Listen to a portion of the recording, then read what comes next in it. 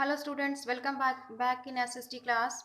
Students, in the last video, we have discussed these chapters, some topics that was location and size, political divisions.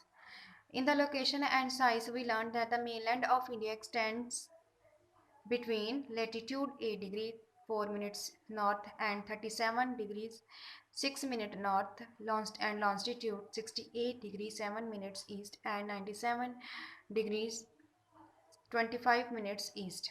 And in the political divisions, we learned that India is divided into 28 states and 8 union territories.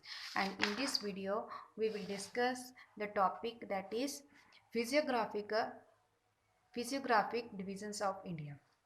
Students, India is a vast country and has a great variety of physical features like high mountains, extensive flat plains, plateaus, and fertile river valleys. Students, India can be divided into 6 natural regions, that is Greater Himalayas, Northern Plains, the desert region, the southern plateaus, the coastal plains, and the island regions. Firstly, we will talk about the Great Himalayas. Students, Himalayas consist of 3 ranges from north to south. There are Himadri, Himachal, and the Shivalik. First one is Greater Himalayas or Himadri. Students, Greater Himalayas or Himadri is the highest mountain range in the world. Most of the mountain peaks here are permanently under snow. Mount Everest, that is in Nepal, is the highest peak in the world. Next is Himachal, Lesser Himalayas or Himachal. Students, Himachal lies towards the south of the Himadri. The important mountain ranges are here Pir Panjal range and Dhauldar and uh, one more was there. Yes, Mahabharat range. Okay, then many popular hill stations such as Shimla, Dalhousie, Kullu Manali, Mussoorie, Nainital are situated in these mountain ranges. That is Himalaya. Next is Shivaliks. The Shivaliks or the outer Himalayas is the southmost mountain range. These ranges are made up of loose deposit of soft rocks, mud and silt. Landslides are common in this part of the Himalayas. Come to the next point, that is the northern plains. Students, the northern plains copy the greater part of northern India. It lies towards the south of the northern mountains. It is also known as the Ganga Brahmaputra plains. Northern plain is divided into 3 sections, that is the Punjab plains, Ganga plains, and the Brahmaputra plains. The Punjab plain forms the western part of the northern plains. It is formed by the Indus and its tributaries. Next is Ganga plains. Ganga plain comprises the states of Haryana, Uttar Pradesh, Bihar, part of Rajasthan, West Bengal, and the Union Territory of Delhi. The next is Brahmaputra River. Students, Brahmaputra plain form the eastern part of the northern plains. It is mainly drained by the Brahmaputra River, which is later joined by the Ganga River. Both these rivers drain into the Bay of Bengal, forming a large delta that is called a Sundarban Delta. Sundarban Delta. Come to the next point, that is the Indian desert region. Students, Rajasthan plain or the Great Himalaya Desert covers the western part of Rajasthan. The area has number of short season streams which are not able to reach the sea.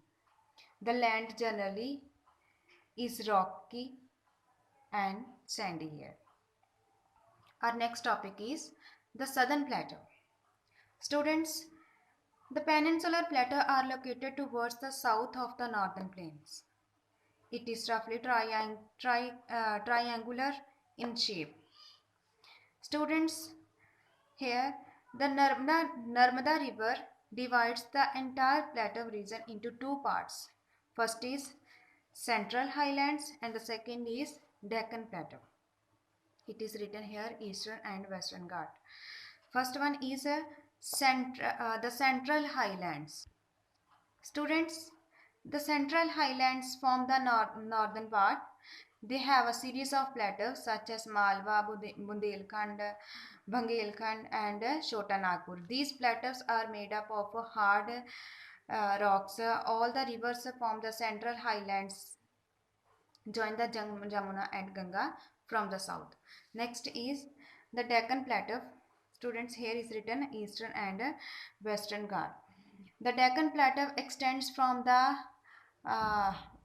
Vindhyas in the north to the south tip of the peninsula. It is bounded by Western Ghat and the Eastern Ghat. Eastern and Western Ghat. Both these hill ranges meet at the Nilgiri Hills.